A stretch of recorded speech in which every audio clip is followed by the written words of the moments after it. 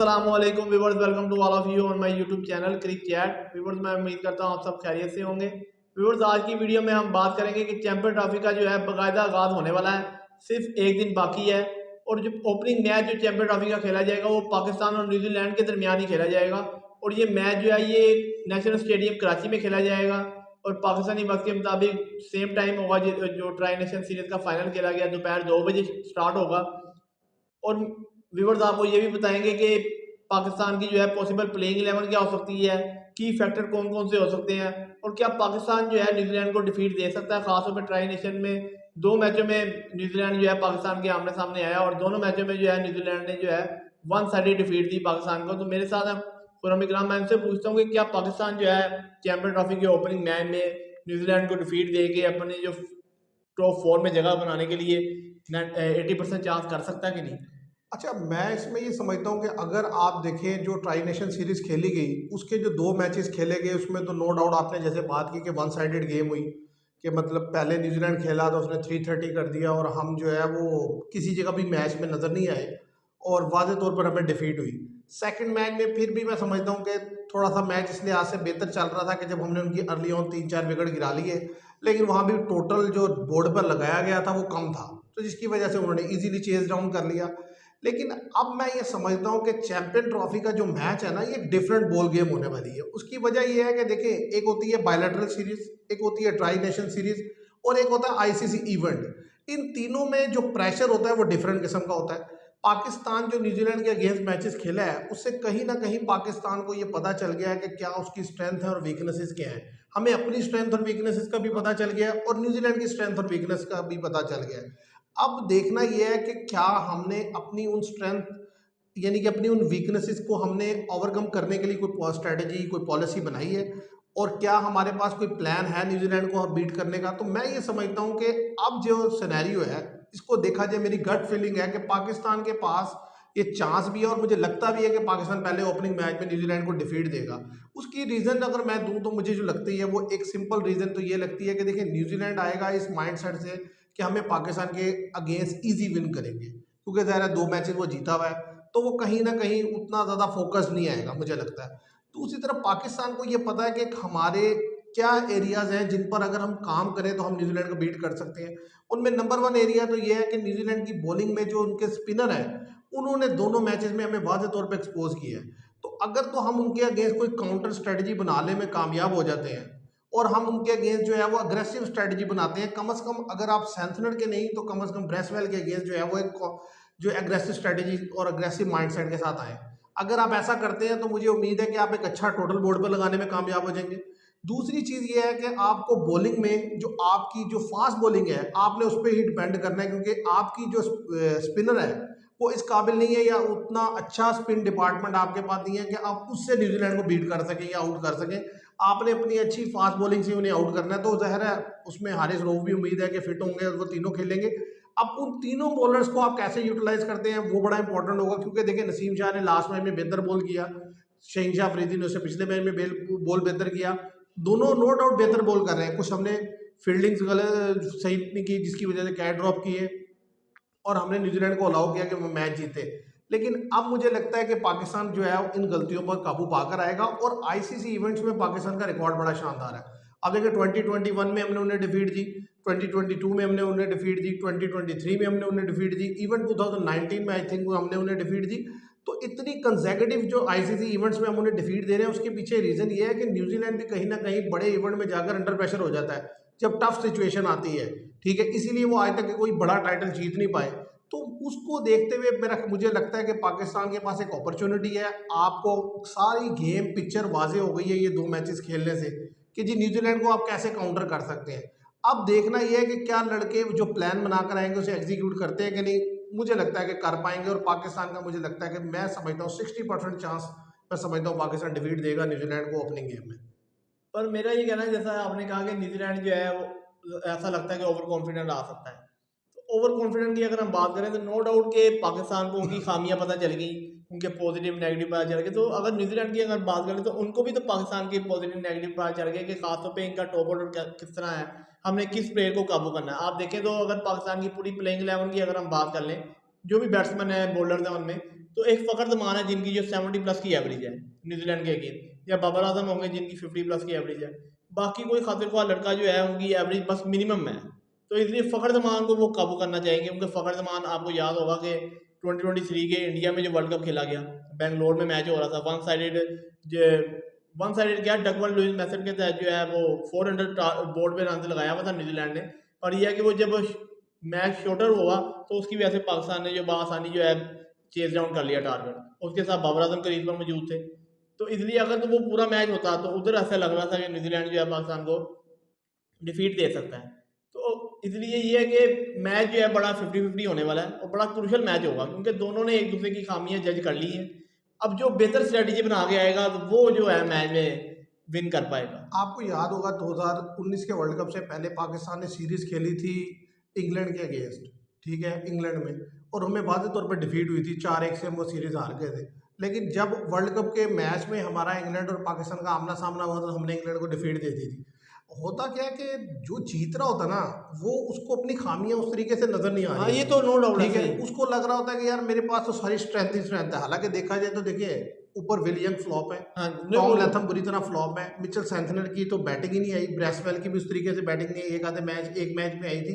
तो कहने की बात यह है, एक तो वो टेस्ट नहीं हुए, 2 प्लेयर हाँ नीचे जी, के, और ऊपर के टॉप ऑर्डर में जिस तरीके से विलियम फ्लॉप है और टॉम लैथम फ्लॉप है। अगर कहीं डैरल मिचेल, जो सबसे इनका की प्लेयर जो मैं समझता हूँ इस वक्त स्पिनर के लिहाज से, वो डैरल मिचेल है, और नीचे जो लोअर मिडल ऑर्डर में आ रहे हैं वो ग्लेन फिलिप्स ग्रैंड है, फिलिप पाकिस्तान ठीक के है। खिलाफ, हाँ ये जी। दोनों प्लेयर बड़े इंपॉर्टेंट है। विलियमसन का तो ये है कि भाई उसे आप ये नहीं कह सकते वो किसी के अगेंस्ट भी कहीं भी किसी जगह भी रन कर सकते हैं, लेकिन ज़ाहिर है मैच को अगर लंबा खींचना है, उसको रन बोर्ड पर लगाना है, तो ज़ाहिर है उसमें आपको 3 यानी कि लेयर्स में जो रन करने हाँ होंगे। जी, टॉप ऑफ द ऑर्डर आपका जो है विलियमसन रन करता है, मिडिल ऑर्डर में आकर डैरेन मिचेल रन करता है, और लास्ट में हाँ आकर जी, जो है ग्लेन फिलिप्स फिनिश फिलिप्स। करता है। तो मैच में आपको एक ऐसा टारगेट वो दे देंगे कि जो आपके लिए अचीव करना मुश्किल और होगा। पाकिस्तान तो के अगेंस्ट आपने इन 3 में से 2 को गिराना है। और, अगर आप कर गिरा लेते हैं तो मुझे लगता है कि आप उनको रिस्ट्रिक्ट कर पाएंगे मुनासिब रन और पर। आप देख लेना कि ग्रैंड फिलिप्स ने जो लीग मैच हुआ ट्राई से उसमें भी उन्होंने 100 सेंचुरी बनाई उसमें तो, और जो लास्ट मैच फाइनल खेला गया उसमें भी उन्होंने कम बॉल पे कैमियो खेला। नो डाउट ये मैच जो है काफ़ी हद तक पहले फिनिश हो चुका था, पर फिर भी आगे उन्होंने विकेट थ्रो नहीं की, नॉट आउट गए, क्रीज पर मौजूद रहे। तो ग्लेन फिलिप्स जो है पाकिस्तान के खिलाफ हमें रिसेंट बेहतर खेलते हुए दिखाई दे रहे हैं, और Darren Mitchell no doubt, Williamson तो है ही, और डेवन कॉनवे भी। आपको याद है कि उन्होंने साउथ अफ्रीका के खिलाफ बड़ी अच्छी इनिंग्स खेली, जो लाहौर में मैच खेला गया। उसके बाद पाकिस्तान के खिलाफ फाइनल में भी 50 रन बनाए उन्होंने, 48।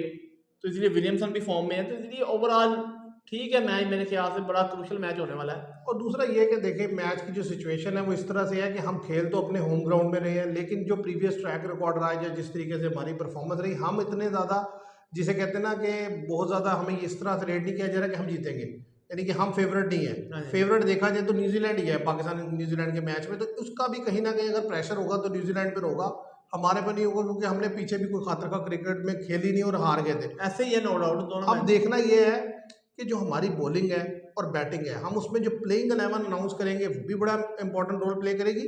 और सबसे बड़ी बात है वो है लड़कों का माइंडसेट। देखिए, मैंने आपसे कहा था साउथ अफ्रीका का मैच हमने विन किया कि लड़के पॉजिटिव माइंड के सेट के साथ आए, और साउथ अफ्रीका, जब आप पॉजिटिव माइंड सेट के साथ आते हैं ना, तो इंग्लिश टीम को आप डिफीट दे सकते हैं, चाहे आप न्यूजीलैंड के अगेंस्ट खेलें, चाहे आप ऑस्ट्रेलिया के अगेंस्ट खेलें, चाहे आप इंग्लैंड के अगेंस्ट खेलें, चाहे आप साउथ अफ्रीका के अगेंस्ट खेलें। उसकी रीज़न मैं ये समझता हूँ कि जितनी भी टीम्स है ना, ये एक खास किस्म के माइंडसेट के साथ आते हैं।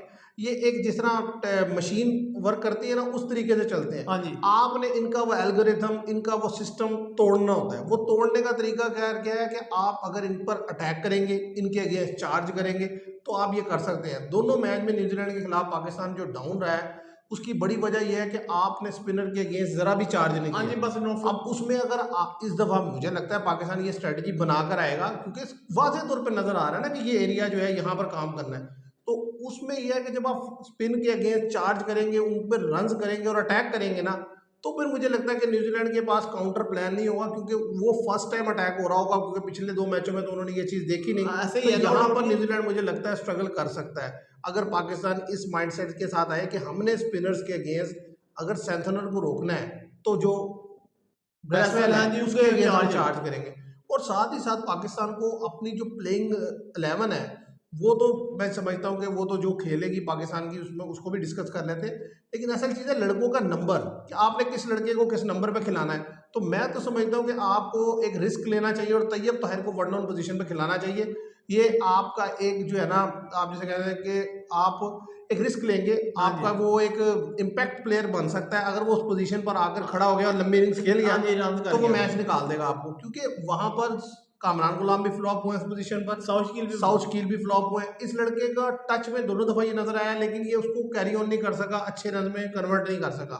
तो मैं समझता हूँ अगर इनको एक मौका दिया जाए, तो एक तो न्यूजीलैंड के ये प्लान में शामिल नहीं होगी चीज, वो ये एक्सपेक्ट नहीं कर रहे होंगे कि यार ये इससे वन डाउन भेज देंगे। वो हर बंदा यही सोच के आएगा न्यूजीलैंड में हाँ जी, कि यार कामरान गुलाम ये को। सेट पैटर्न से पाकिस्तान बैटिंग करने आएगा। आप जब एक अलग पैटर्न से जाएंगे, तो ज़ाहिर है उनको फिर अपने प्लान को री रिव्यू करना पड़ेगा, रिव्यू वहां करना। आप जो है मैच को निकाल सकते हैं। ये मेरा पॉइंट ऑफ व्यू है इसमें। ये ठीक है आपका पॉइंट ऑफ व्यू, पर मेरा ये कहना है कि तैयब ताहिर नो डाउट कि वो अंडर 19 वर्ल्ड कप में भी ऊपर के पोजीशन पे खेलते रहे हैं, बैटिंग करते रहे हैं, तो इसमें कोई शक नहीं। पर मुझे ये लगता है कि पाकिस्तान जो है 80% चांस है कि उनको प्रेफर नहीं करेगा वन डाउन। वन डाउन ये मुझे लगता है साउथ शकील के साथ ही जाएंगे। असल में देखो, मैं उसमें ये समझता हूँ कि अगर आप नहीं करते, तो वो ये जो सीक्वेंस आप फॉलो कर रहे हैं ना, देखिए पहले में आपने कामरान गुलाम को खिलाया, दूसरे में शौज कील को खिलाया, बाबर आजम और फ़खर जमान ओपनिंग स्लॉट पर आए। आप वो पोजीशन ना चेंज करें, लेकिन वन डाउन की पोजीशन इसलिए कि या तो ये पोजीशन डिलीवर कर रही हो, जब डिलीवर करके नहीं दे रही, तो आप एक चेंज करके लाए। हो सकता है वो आपका चेंज जो है वो क्लिक कर जाए। आप देखें, one of the great captains जिन्हें माना जाता है बड़े गेम के जो बेहतरीन ब्रेन्स हैं, उनमें स्टीफन फ्लेमिंग न्यूजीलैंड के, आप उनको कभी कैप्टनसी करते हुए देखते हैं? उनका तरीकेकार ये था, मैंने उन्हें देखा है चेज करने जा रहे हैं, डैनियल वेटोरी से ओपनिंग करवा दी। मतलब सामने वाले को मतलब बिल्कुल हैरान कर देना अपनी हाँ स्ट्रेटजी जी से, कि वो। कि यार आप एक ऐसा प्लेयर सामने भेज रहे हैं कि जिसका अगले ने सोचा ही नहीं। देखो ना, मैं प्लान बना के आऊंगा या दूसरी एक टीम प्लान बना के आ रही है कि हमने जो है स्टीफन फ्लेमिंग को कैसे गेंद करनी है, नेथन एस्टल को कैसे गेंद करना है। उधर से देखते हैं नेथन एस्टल तो आ ही नहीं रहा, बैटिंग करने तो आ रहा है डैनियल वेटोरी। अब अगर डैनियल वेटोरी आगे शॉट खेलने लग जाता, तो बिल्कुल वो प्लान उनका चेंज हो जाएगा। तो गेम है माइंड गेम, आपको उनका वो जो प्लानिंग है उसको तोड़ना पड़ेगा। अगर आप उसी सीक्वेंस से बैटिंग ऑर्डर आता हाँ है जी, आपका नो डाउट ऐसे कि ही भाई है वही पर। साउथ कील, अब साउथ कील अगर तो रन करते हैं तो ठीक है, लेकिन उस पोजीशन पे मुझे वो स्ट्रगल करते हुए दिखाई दे रहे हाँ हैं। जी, और ठीक है। रिस्क लेना पड़ेगा आपको जब इतने खासतौर पे क्रूशियल मैच में, कि जहाँ पे आपको पता है कि डिफीट का जो है मार्जिन बहुत कम है, मिनिमम है, तो इसलिए आपको रिस्क लेना पड़ेगा, खासतौर पे अग्रेसिव खेलना पड़ेगा, क्योंकि न्यूजीलैंड को जब आप अंडर प्रेशर करेंगे तो वो गलतियां करेंगे। अगर तो आप सेम स्ट्रेटजी से जाएंगे, सेम बॉलिंग करेंगे, तो फिर बड़ा मुश्किल हो जाएगा। असल बात ही यही है, देखिए कोई भी टीम जब दूसरे को प्लान को यानी कि ओवरटर्न कर देती है ना, तभी आप जो है उसको यानी कि आपकी जो जीतने के चांसेस हैं वो बढ़ सकते हैं। अदरवाइज अगर आप एक सेम सेट पैटर्न और सेट रूल के तहत खेलेंगे, तो वो भी उसी कंडीशन के मुताबिक आएंगे, उसी प्लानिंग के तहत और आएंगे, वो आपको फंसा लेंगे। और आपको पता है और कि आपको चाहिए, अगर आप, मैं तो ये समझता हूँ साउथ शकील की जगह आप कामरान गुलाम को खिलाएं, ठीक है, और कामरान गुलाम को नंबर 5 पे खिलाएं जहां उन्होंने रन्स किए थे साउथ अफ्रीका में, और ऊपर जो है आप भेज दें उसको तैयब ताहिर को। मुझे ये लगता है कि ये बेहतर रहेगा, क्योंकि असल चीज़ क्या है कि आप जब आखिरी ओवर्स में पहुंचे, तो कम से कम 6 विकेट आपके हाथ में होने चाहिए, हाँ छः जी, सात फिर रन बनेगा तब पर। आप रन्स बना पाएंगे। और दूसरी चीज़ देखिए, दो स्ट्रेटजीज होती हैं। एक तो है वो पुरानी स्ट्रेटजी कि जिसमें आप स्लो स्लो खेलते जाते हैं, लास्ट में विकेट इन हैंड रखते हैं और रन्स बना लेते हैं। एक आज जो दूसरी स्ट्रेटजी चल रही है वो ये है कि भाई 10 से लेकर 40 ओवर तक, ये जो 30 ओवर है, 4 फील्डर बाहर रहने हैं। आप इन 30 ओवर में मैक्सिमम रन्स बना दें। हाँ जी, नो डाउट। आखिरी 10 ओवर में अगर आपके कम भी प्लेयर बचेंगे ना, और आपके पास इतना रन ना भी बना, तो पहले इन 30 ओवर में ही अगर आप 200 रन लगा देंगे बोर्ड पे, तो 300 सवा 300 का टारगेट आप दे देंगे इजीली। क्योंकि वो टाइम बेहतरीन होता है रन बनाने का। आप देखिए जितनी बड़ी टीम्स हैं, ऑस्ट्रेलिया है, साउथ अफ्रीका है, इंग्लैंड है, इवन न्यूजीलैंड है, इंडिया है, ये सारे क्या कर रहे हैं आजकल के, पहले 10 ओवर में तो बनाते ही बनाते हैं। जो हाँ जी, 10 से 40 ओवर का रन है हाँ ना, जी, हाँ वो जी, बड़ा वो तेज बनाते हैं। ऐसे ही है, क्योंकि जब स्पिनर को अटैक करते हैं तो इसलिए पाकिस्तान को स्ट्रेटजी बनानी पड़ेगी। और सबसे बड़ी बात यह है कि हम रिसेंट देखते हैं पाकिस्तान में कि जब टीम के जो है 40 ओवर होते हैं, तो हमारे पास विकेटें जो हाथ में नहीं होती। हमारी टेल एंडर खेल रहे होते हैं या ऑलराउंडर वो खेल रहे होते हैं जिनके पास जो मैक्सिमम हिट नहीं है, मिनिमम हिट लगाते हैं। तो इसलिए हम आखिरी 10 ओवर में स्ट्रगल करते हैं, और अक्सर मैचों में जो है हमारी विकेटें डाउन हो जाती हैं आखिरी 10 ओवर में। हमारे पास कोई बेहतर बैट्समैन नहीं होता जो हिट कर सके प्रॉपर। और हमें जो ज़रूरत है वो है स्ट्राइक रोटेशन की। देखिए आप क्रीज पर मौजूद रहे, आप स्ट्राइक रोटेट होना चाहिए। ये बात बिल्कुल नहीं होनी चाहिए कि 3 विकेट आपके क्योंकि गिर गए हैं लिहाजा अब आप 4-4 5-5 गेंदें डॉट खेलेंगे। अगर आप इस माइंड सेट से जाएंगे तो फिर तो आप रन नहीं कर सकेंगे। देखिए 3 विकेट गिरे हैं, आप इनिंग्स बिल्ड कर करके 100 सवा 100 पे पहुंचेंगे 25-30 ओवर में, फिर आपकी चौथी विकेट गिर जाएगी, फिर आप थोड़ा सा खेलेंगे 5। तो वो नहीं बनना, आपको ब्रेव खेलना पड़ेगा। ब्रेव से मुराद ये भी नहीं है कि बिल्कुल अंधाधुंध खेलना होता है, मतलब ये नहीं कि आपको कैलकुलेटेड रिस्क लेना है। अगर दो स्पिनर हैं तो जाहिर है आप राइट हैंडेड, मेरा ख्याल है ऑफ ब्रेक स्पिनर के अगेंस्ट हिटिंग कर सकता है। अगर लेग ब्रेक के अगेंस्ट यानी कि लेफ्ट आर्म स्पिनर के अगेंस्ट आप स्ट्रगल कर रहे हैं या आपको लगता है कि यार उसको नहीं बेहतर समझ आ रहा, तो उसको आप स्ट्राइक रोटेट करें हाँ जी, और और नो डाउट उसको वो बेहतर खेलें। और दूसरी चीज साउथ स्किल को अगर आप खिलाते हैं तो उनको भी आप नीचे रखें। उसकी वजह ये है कि जब स्पिनर आते हैं गेंद करने के लिए उस टाइम वो ज्यादा इफेक्टिव है। अगर वो ऊपर ही आते हैं और ऊपर ही विकेट निकल जाती है तो दो लेफ्ट हैंडर जो आपके पास मेन है हाँ वो जी दोनों फखर ही पावर प्ले के अंदर अगर आउट हो बस जाएंगे तो फिर वो स्पिनर को कौन खेलेगा? क्योंकि मैं तो ये और वो कहूँगा दोनों कि स्पिनर को बेहतरीन खेलने फखर वाले हैं। जमान और सेंसनर की जब आते हैं बॉलिंग कराने तो फखर जमान उनको जिस तरह कैरी करते हैं, बेहतरीन करते हैं, एक्सीलेंट करते हैं, क्योंकि उनका एंगल ऐसा बनता है कि वो फिर मारते हैं उनको। और हमने एक मैच में नहीं, जब जब उनके सामने आए उन्होंने उनको रन कंसीड किया है, तो इसलिए वो भी सोच के आएंगे कि सेंसनर जो है फखर जमान के खिलाफ हमें स्ट्रगल करते हुए नजर आते हैं, क्योंकि वो क्रीज से बाहर निकल आते हैं और लेफ्ट स्टंप पे उठा देते हैं शॉट और बड़ा एक्सीलेंट खेलते हैं उनको, जिस वजह से जो है उन्होंने रिसेंट हमने देखा भी मैचों में उनको रन करते हुए उनके खिलाफ, सेंसनर के खिलाफ। अच्छा, अब मैं आपसे जानना चाहूंगा कि पाकिस्तान की प्लेइंग 11 क्या रहने वाली है न्यूजीलैंड के मैच में, जो पॉसिबल है। देखें वो तो मैच से पहले आएगी कि क्या एग्जैक्ट प्लेइंग 11 है, लेकिन मेरा ख्याल है हमें जितना अंदाजा है एक आधा लड़का ऊपर नीचे हो सकता है, बाकी तो प्लेयर्स फाइनल है। तो पॉसिबल प्लेइंग 11 बता दें आप। पॉसिबल प्लेइंग 11 फखर जमान बाबर आजम ओपनिंग पे आएंगे। हम्म, कामरान गुलाम और सौद शकील में जो है टॉस है, मुझे लगता है कि कामरान गुलाम को प्रेफर कर लेना चाहिए, पर अभी तक जो है मेरे ख्याल से सौद शकील भी प्रेफर हो सकते हैं। तो no doubt one down position में इन दोनों में से कोई एक सिलेक्ट होगा। उसके बाद अगर हम बात करें मोहम्मद रिजवान होंगे, ठीक है, सलमान अली आगा होंगे, तैयब ताहिर होंगे, खुजल शाह के साथ ये जाएंगे, ज़्यादा चांस है, क्योंकि फ़हीम अशरफ को ये प्रेफर नहीं करेंगे। हम्म। इब्रार अहमद होंगे, हारिस रऊफ फिट हो चुके हैं, कल ही हम्म। न्यूज़ आ चुकी थी, शहीनशाह अफरीदी होंगे, नसीम शाह होंगे। तो व्यूअर्स ये जो प्लेइंग 11 आपको दिया है यही मुझे लगता है कि हम ज़्यादा चाहते हैं 100% यही प्लेयर आपको खेलते हुए दिखाई देंगे मैच में, क्योंकि साउद शकील और कामरान गुलाम इनमें जो है आप कह लेंगे टाई है कि इनमें से कौन सा खेलेगा, ये बिल्कुल लास्ट मोमेंट पे जाकर डिसीजन होगा। लेकिन मुझे लगता है कि कामरान गुलाम खेलेंगे, तो ये मेरी सोच है। उसके बाद देखते हैं आगे क्या होता है। अब असल अगर हम बात कर लेंगे, आपको क्या लगता है पाकिस्तान के लिए जो की प्लेयर रह सकते हैं वो न्यूजीलैंड के मैच में वो कौन से हैं? वो फ़खर जमान, मोहम्मद रिजवान और सलमान अली आगा, बॉलिंग में पाकिस्तान की तरफ से? हारिस रऊफ और इब्रार अहमद।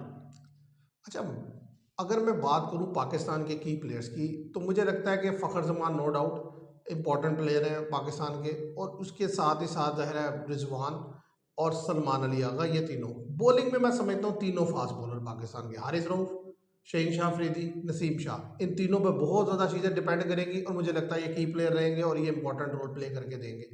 और न्यूजीलैंड की अगर की प्लेयर्स की बात की जाए तो no doubt Williamson, Daryl Mitchell, Glenn Phillips. और बॉलिंग में अगर मैं बात करूं तो मिचेल सैंटनर, ब्रैसवेल और मैट हेनरी। एग्जैक्टली ऐसे ही है, नो डाउट के बैटिंग में अगर आपने सही पॉइंट आउट किया, विलियमसन, डैरन मिचेल और ग्लेन फिलिप्स। टॉम लैथम जो है उनको काफ़ी चांस मिले, 2 चांस मिले, एक उनकी एलबीडब्ल्यू की अपील हुई, तो फिर उन्होंने जाकर जो है 56 रन की इनिंग्स खेली, वरना वो वादे तौर पर जो है हमें स्ट्रगल करते हुए नजर आते हैं और अर्ली ऑन अपनी विकेट है थ्रो करते हैं। वो तो पाकिस्तान ने क्या एक रिव्यू नहीं लिया अगेंस्ट एलबीडब्ल्यू, और एक अगले ही राउंड में शहनशाह अफरीदी ने बिल्कुल बिल्कुल सीधा कैच छोड़ दिया। तो इसलिए नो डाउट यही उनके प्रीमियर बैटर हैं, जो खासतौर पर ग्लेन फिलिप्स आप देखें कंसिस्टेंट पाकिस्तान के खिलाफ रन कर रहे हैं, जिस जिस फॉर्मेट में आ रहे हैं बेहतर खेल रहे हैं, डैरन मिचेल भी। तो इसलिए ये जो इनकी पोजीशन है दोनों की, एक तो मिडिल ऑर्डर में खेलते हैं, तो इसलिए ये वाज़ेह तौर पर, और डैरन मिचेल फॉर्म में भी है, केन विलियमसन फॉर्म में है, और नो डाउट मैट हेनरी तो एक वर्ल्ड क्लास बॉलर है, उसमें कोई शक ही नहीं है, और मिचेल सेंटनर कैप्टन है। अच्छा, अब मैच प्रिडिक्शन की अगर हम बात करें, आपको क्या लगता है कितने परसेंट चांसेस रहेंगे? मैं ये समझता हूँ कि पाकिस्तान के 60% और न्यूजीलैंड के 40%। आप क्या समझते हैं? मेरे ख्याल से ये 50-50 होगा। तो व्यूअर्स देखते हैं मैच में क्या बनता है, लेकिन मुझे लगता है कि पाकिस्तान जो है ओपनिंग मैच में न्यूजीलैंड को डिफीट देगा। नो डाउट के लास्ट 2 मैचेस में हमें डिफीट हुई, लेकिन मुझे लगता है कि पाकिस्तान जो है वो नेक्स्ट मैच में जो ओपनिंग मैच आने वाला है चैंपियन ट्रॉफी का, उसमें कमबैक करेगा और न्यूजीलैंड को सरप्राइज करेगा। तो देखते हैं व्यूवर्स क्या होता है। आज के लिए इतना है, मैं उम्मीद करता हूँ आपको ये वीडियो पसंद आएगी।